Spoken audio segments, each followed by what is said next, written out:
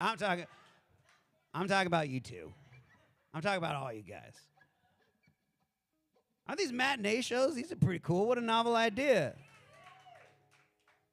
Just going out, getting drunk in the afternoon. That sounds nice, right? Get home at a reasonable hour. I'm going to sleep in my own bed tonight. What a novel idea that is. At a reasonable hour. I've never played a show at the Green Room Social Club after the sun has gone down. Yeah, well, that is going to happen April 19th. We're bringing the full band here on this stage. That will not be a daytime show. Definitely not a daytime show. And also, there will be no tables. Oh, yeah, we'll be rolling into it.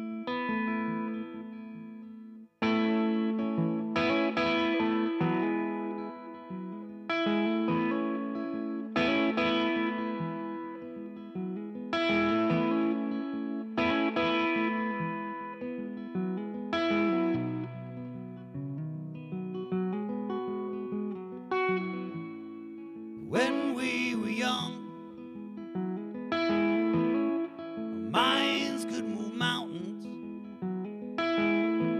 Our bodies were strong to carry the world.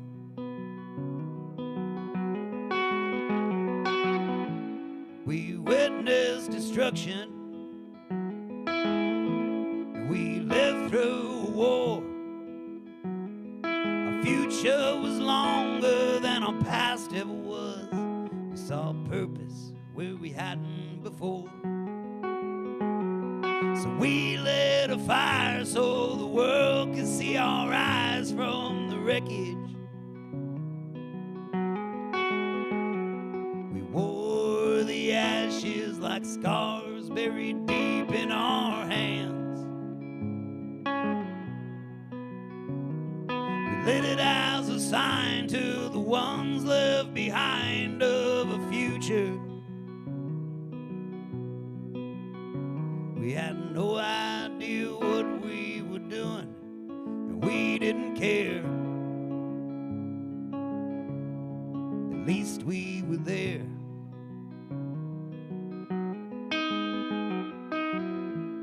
In a life that is long, hearts will be broken, things will be lost, and lies will be told.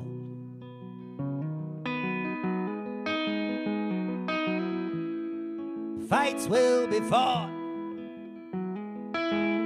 what you own will be stolen. Your body will slow, and soon you grow old. We still believe that the moments we live are forever. But try not to think there's a moment that it all will end. There are lines that have formed that were not there before to remind me. Even temples will crumble, it's only a matter of when. A matter of when. Every brick that's placed will be torn down, and all of its worth is returned to the earth and the sea. And all you say will be forgotten someday. But I'll sit here and listen to enjoy how the story is told.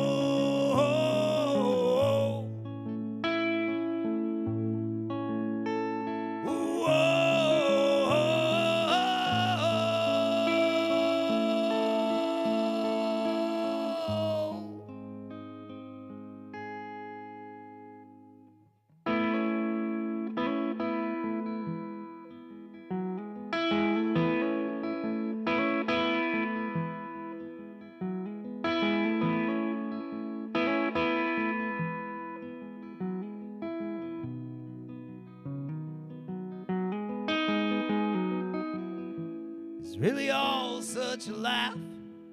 What we do for a good epitaph. Although leaving my wills a few pictures and bills, and the rest do with what you want. But my headstone will read, here lies a beloved guitar, buried with its hands that belong to a man who could play it like a goddamn machine. When all you can dress me in clothes that I never have worn to address you. You can give me away to that freshly dug grave of my own. You can say I'll live on in the hearts of the world to remember, 'cause I'm nestled away in my coffin, the color of bone, the color of bone, the color of bone.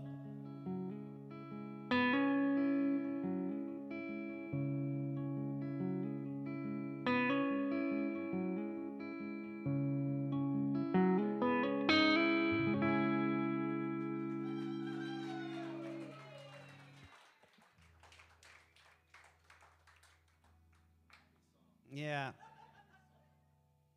It's a Saturday afternoon sad set. Sorry, buddy. But that song was for Amber, finally showing up in Placerville to see these shows. I mean, I've always wanted to play the Green Room Social Club, don't get me wrong, but when I finally booked it because she lives here, and I wanted to see my friend. And she was like, you got to play at the Green Room. I'm like, I booked it finally. And she was like, shit, I'm out of town. And then that happened 3 times in a row. This is the 4th time, and she's here. So that song's for Amber. All you guys can applaud for yourselves for showing up at every other fucking show.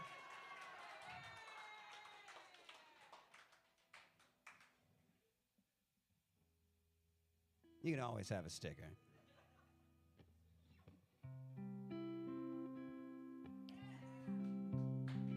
Okay, got it. You hate the band. Got it.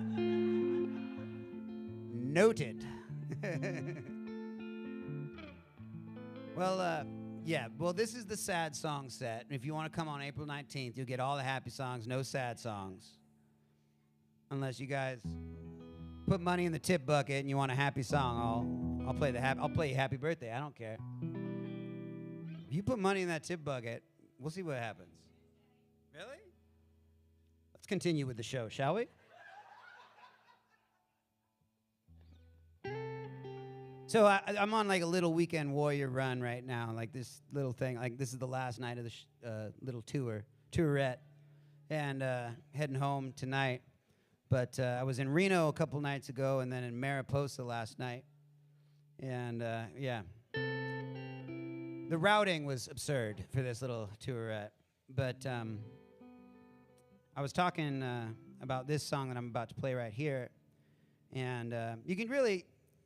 It's hard to know what kind of audience you're playing in front of until you preface this song with this story, and that's that I'm a grown man. I've been a grown man longer than I haven't, and there's still things from my childhood that still seem to pop up every now and then, and one of those things that's been pretty consistent throughout my adult life is that I'm still deathly afraid of ghosts. Not like right now, because, of course, it's daytime. Ghosts don't exist. That's absurd. Scientifically impossible. Doesn't make any sense. However, I think this might be the hauntedest town in the world.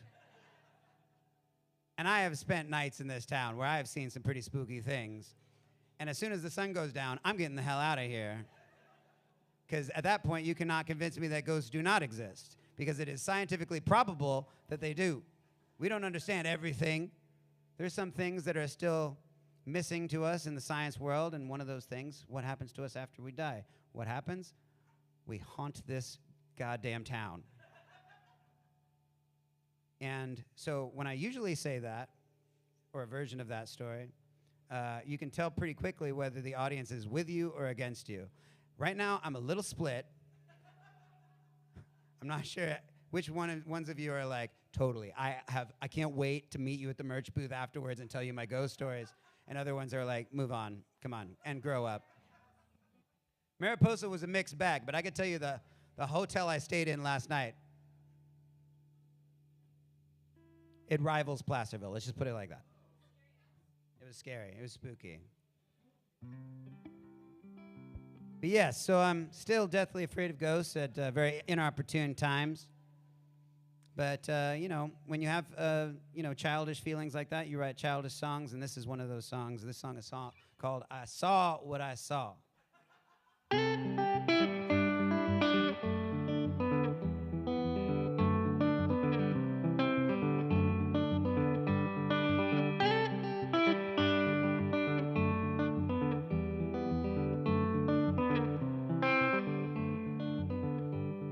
Something was amiss, there was a creaking down the hall.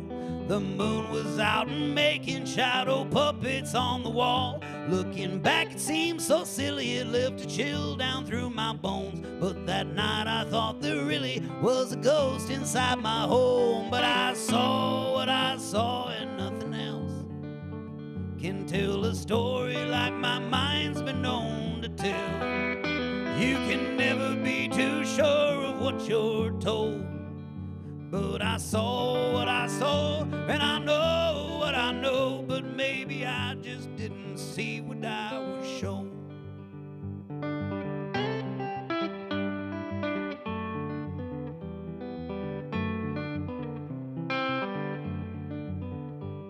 I've never climbed a hill without having that sinking thought. This is the biggest frickin' hell that I have ever come across.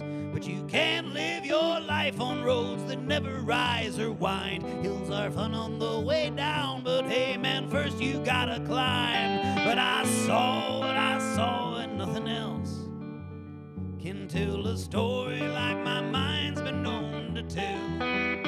You can never be too sure of what you're told. But I saw what I saw, and I know what I know. But maybe I just didn't see what I was shown.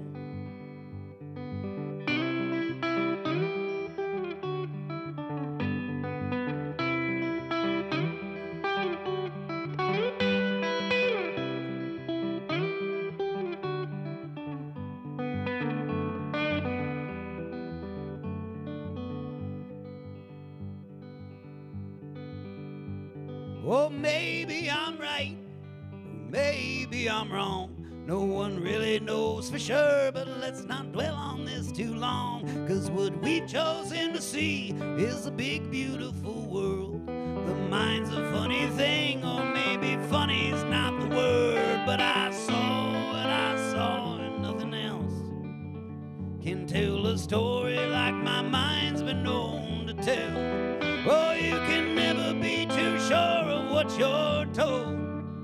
But I saw what I saw, and I know what I know. But maybe I just didn't see what I was shown. Oh, maybe I just didn't see what I was shown. Oh, maybe I just didn't see what I was shown.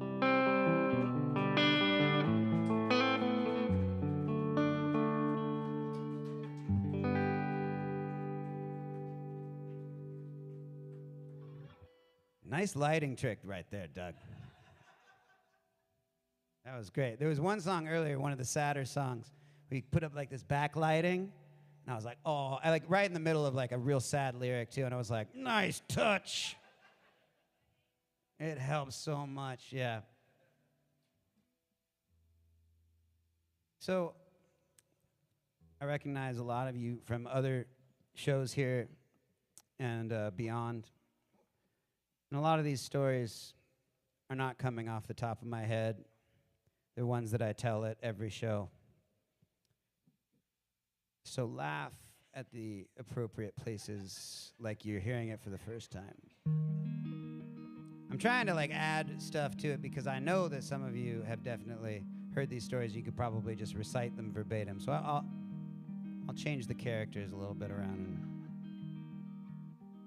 But this is one of those stories here that only makes the song better, because when I wrote this song, my intention, and I feel like I succeeded, was to write a song that was heroic and victorious about drinking too much and having way too much fun. And when we recorded it and put it on our album with the full band, you know, it's a bouncy little song. It's a fun little song. Or you might even say a heroic and victorious one about drinking too much and having way too much fun. So one night, I played this song solo, like this. And afterwards, a guy came up to me at the merch booth, and he was like, "Hey, Sam." And I was like, "Yeah, buddy." And he said, "You know that song about drinking too much and having way too much fun?" And I was like, "Yeah, you know the heroic and victorious one?" He was like, Yeah. Are you doing okay, buddy?"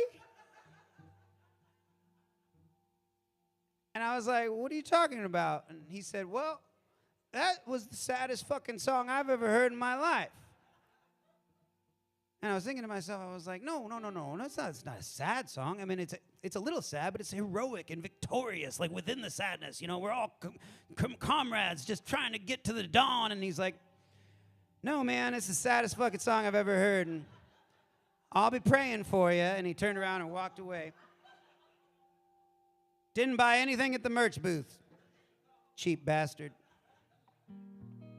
But he left me with a little prayer and told me it was the saddest fucking song. The song that I thought, never mind. But, well, anyways, the next night, I played this song, but I wasn't solo. I was with my trio, which is Chandler Johnson on the violin and Devin McClive on the cello. And I told the audience about the guy from the night before. And I told them what he said. And I told them that at the end of this song, you can decide yourself if this is a heroic or victorious song about drinking too much and having way too much fun, or if this is the saddest fucking song you've ever heard in your life. And about halfway through the song, I realized that if you put cello and violin to Happy Birthday, it's the saddest fucking song you've ever heard in your life. And so I realized in that moment, I'm not going to ask them what they think. And they knew it. I could see it in their eyes. So, without further ado, this is the saddest fucking song you've ever heard in your life.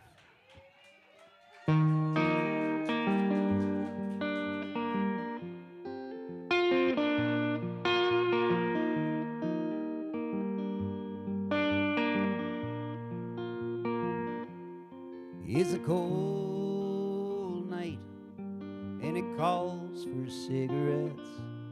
Oh, it calls for whiskey drinks, and it calls for no regrets. It's gonna be a night where all the girls don't know just who they're up against. And all these peaceful weekend warriors, well, they've all gone off to bed. And I need a long night like I need a rope around my neck. I'll be swinging from the rafters for it all comes to an end. Even though I count it as a loss is better than no bet. But I'll always be a betting man, even when they stack the deck.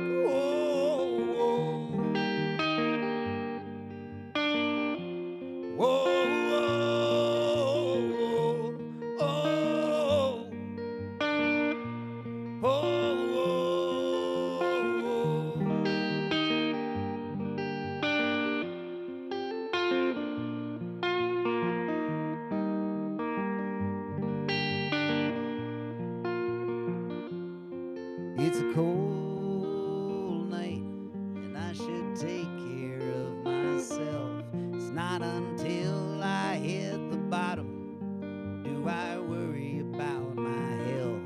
Or I can be burning like a flame while I am chilled down to the bone, soaring high above the rooftops while I'm sinking like a stone. And I need a long night, I need to get this off my chest. It's not for picking up the pieces, it's for throwing out the rest. Tonight we've got a point to prove. We're not too old for this just yet. What's the point of being a better man when you can never be the best? Oh, oh, oh, oh,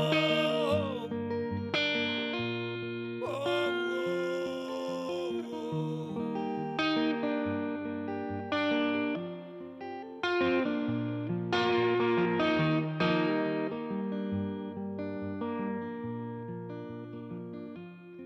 It was a cold night. I thought I'd never see the dawn. But now my skin's a suit of iron to protect a soul that's made of stone. But my heart still pounds a war drum rhythm as it rattles in my chest. And I'm standing on the front lines, watching the sun rise overhead. And I need it last night, I may need it again tonight. 'Cause I'm a solitary warrior fighting the solitary life. So I'll see you in the morning, and I may have stories to tell. These nights may be the stuff of legends, so let's make legends of ourselves.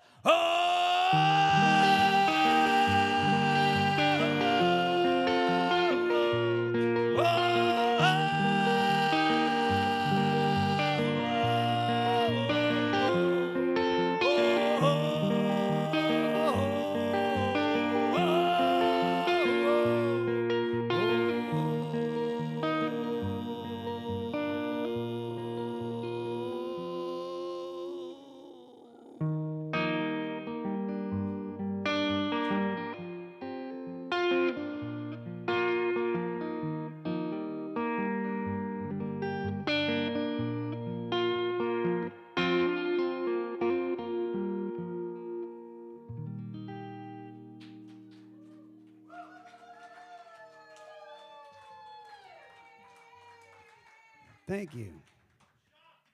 Just for the record, I'll take a preemptive clap over a delayed clap anytime. So don't feel embarrassed that you applauded at the wrong time. It's okay.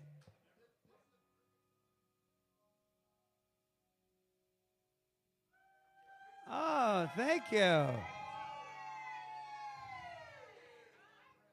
I got new jewelry, everybody. Yeah. Sorry, man, off the market.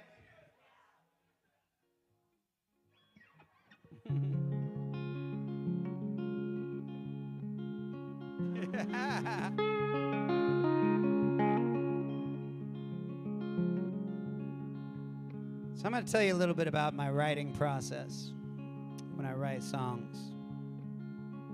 When I put pen to paper and sit down to write a song, before even the idea comes into my mind of what the song is to be written about, my intention is to write the greatest song that has ever been written in the history of music. That it's going to be song 1 in the Great American Songbook, Volume 2. It'll change the world, it'll solve world peace and save the environment, make us all a couple inches taller and feel better about our bodies, and whatever hatred in the world will all just melt away, and we'll all just learn to love each other for who we are. All of our differences will be celebrated. That's my intention when I put pen to paper, and most of the time I succeed. But when I wrote this song, I wrote it all in one sitting, which is actually a pretty rare thing for me. Usually it takes a few sittings to really like craft a song and come up with the whole thing. And this is one of those magical songs that just kind of came out of nowhere and just kind of sat itself in front of me, and I just basically traced it onto the page. And when I finished, I played through the song, and I thought to myself, well, Sam, you really missed the mark on that one. Not the greatest song that has ever been written, but, you know, I feel like when you're crafting a set, You need like a little palate cleanser between all of the greatest songs that have ever been written. You know?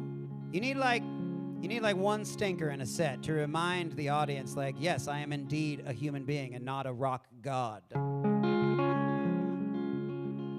flesh and blood, just like you people. You can deny it, but it's true. Everybody poops.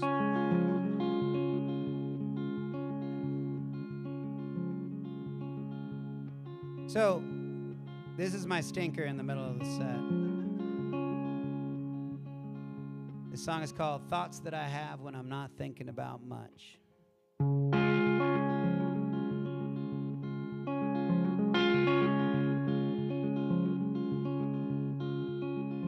People wishing for more wishes, don't know what they are missing. Seeing my only real wish is for more days just like this. I know it sounds a little sappy, but I wish that at least once where I could cry because I was happy, not because I wasn't.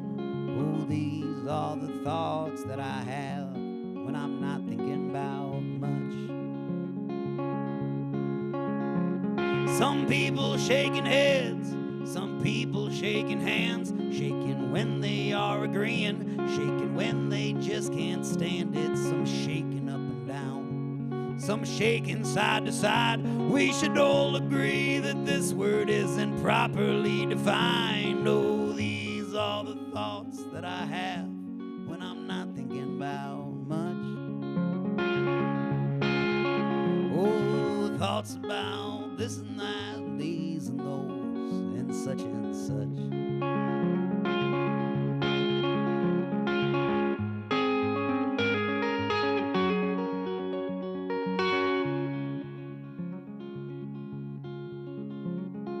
I am just another white guy with a guitar, and it's hard to really stand out when I walk into the bar and I see another me just standing up there playing. People say my songs are better, or at least that's what I've been saying. Oh, these are the thoughts that I have when I'm not thinking about much. Oh, thoughts about this and that, and these and those, and such and such.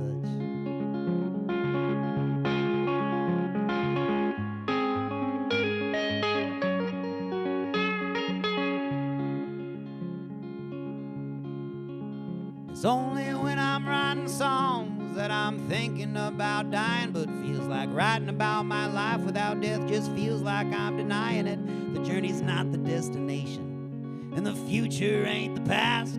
If it actually was, I might have saved a lot on gas. Oh, these are the thoughts that I have when I'm not thinking about much.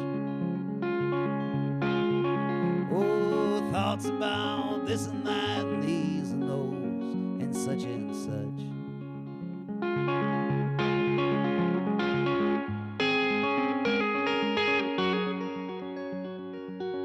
I gotta tell you guys that in the car today, I was thinking about that last verse that I just sang, and I had a lot of time from Mariposa to Placerville to think about that last verse. And I was thinking to myself, the more I thought about it, the more I was like, that verse doesn't make any sense.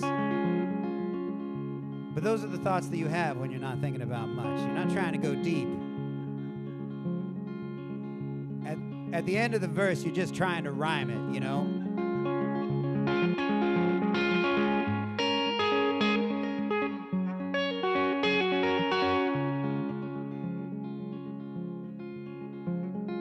Little songs are fragile, but they can pack a punch.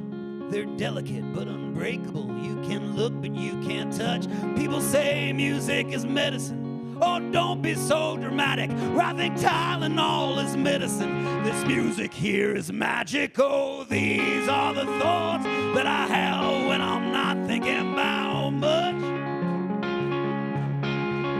Oh, thoughts about this and that and these and those and such and such. And these are the songs that I sing. Oh, you can look but you can't touch.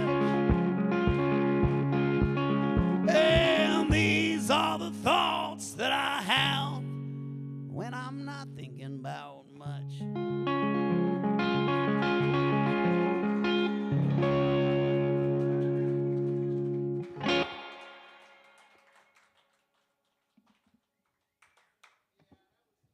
Yeah. See, kind of a stinker, right? I mean, compared to this song, this next song is going to set your hair on fire. Metaphorically. You got a little bit.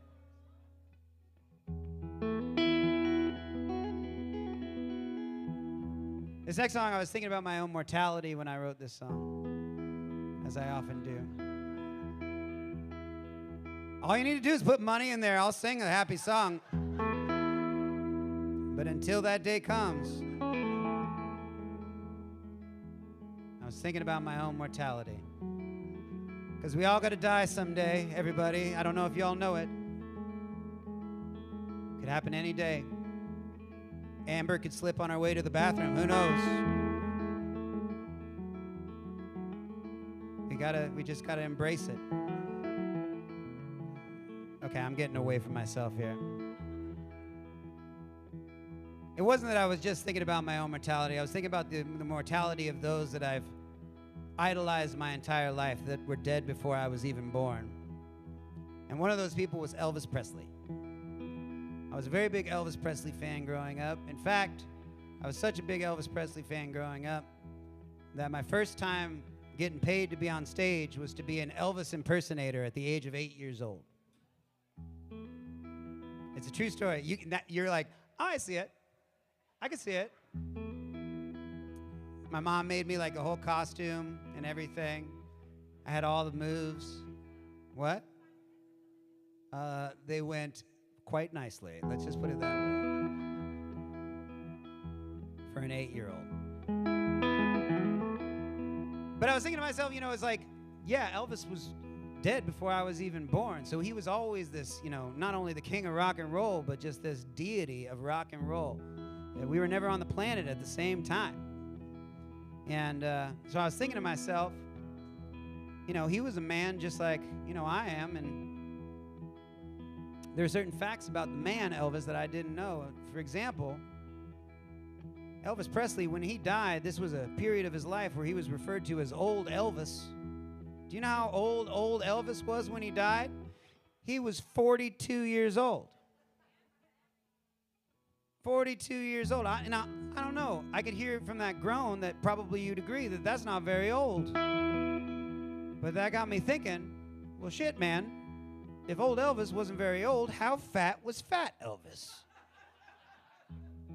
So I Google imaged fat Elvis, and it turns out fat Elvis wasn't really that fat either.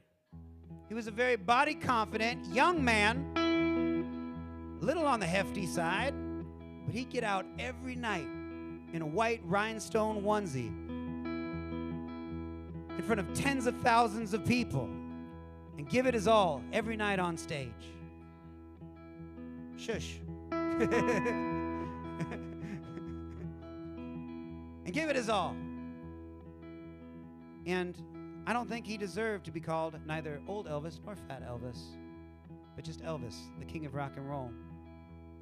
And so that got me thinking, I'm not quite 42 years old, and perhaps, yes, I was a little fat Elvis fat during the pandemic, but I'm still working on it, And you will never catch me in a white rhinestone onesie. No way. I mean, we all should be blessed with that type of body confidence, but I don't think that I'm body unconfident. I'm just body realistic. Can you imagine me playing the sad songs in a white rhinestone onesie right now? Yes, you can, and you should stop. Stop it. Stop it. Get it out of your mind. I guarantee you, in reality, it's not anything what you think it is in your mind.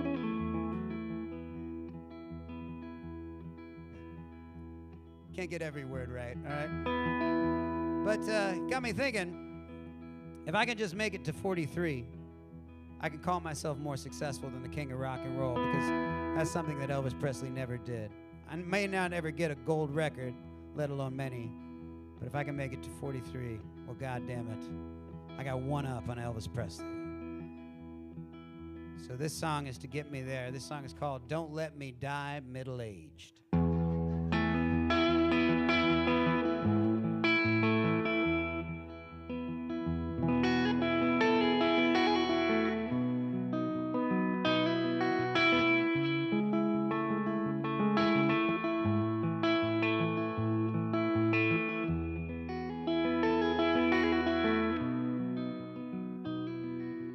No one expects the night to come when the sun's still in the sky.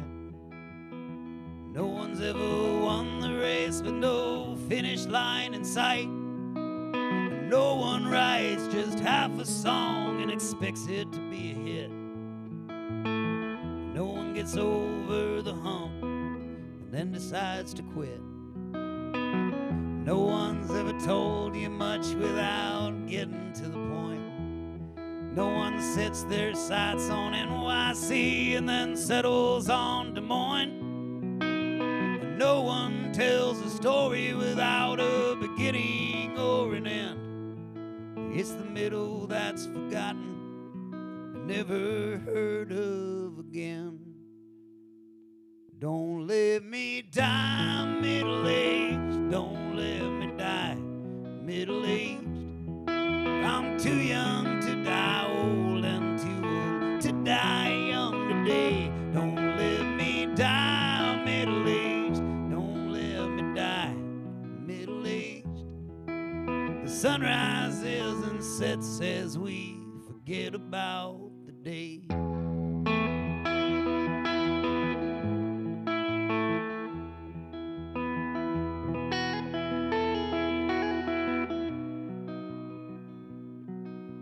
Climbs up half a mountain and then decides to stop.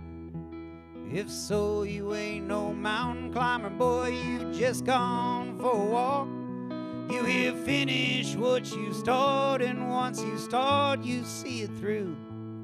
You hear no one likes a quitter, even if that's not always true.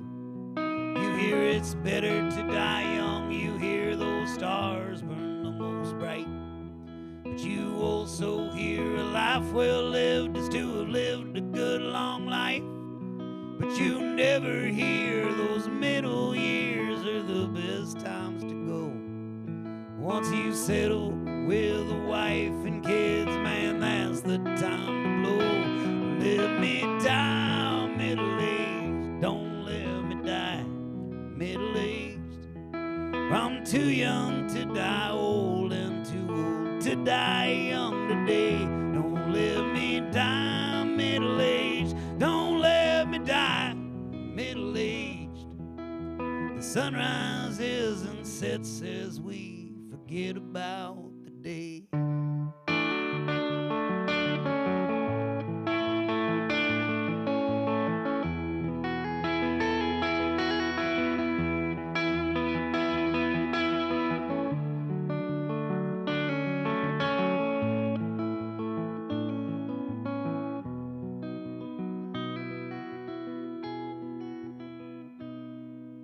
Well, it's how the story works.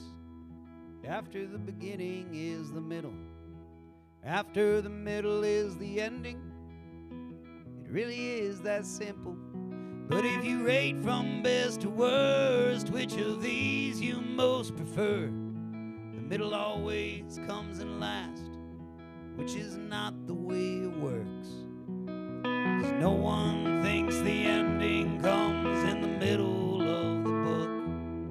There are so many more pages.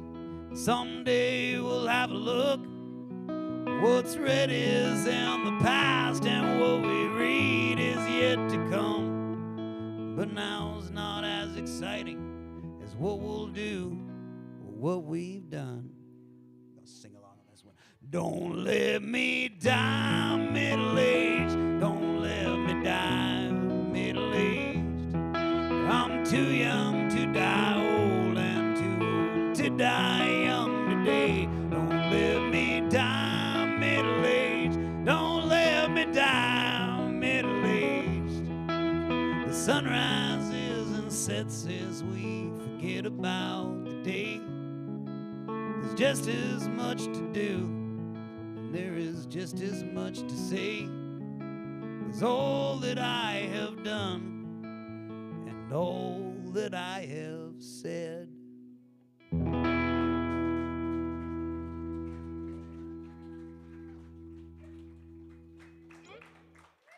Thank you very much, everybody. I feel like at this point in the set, we've established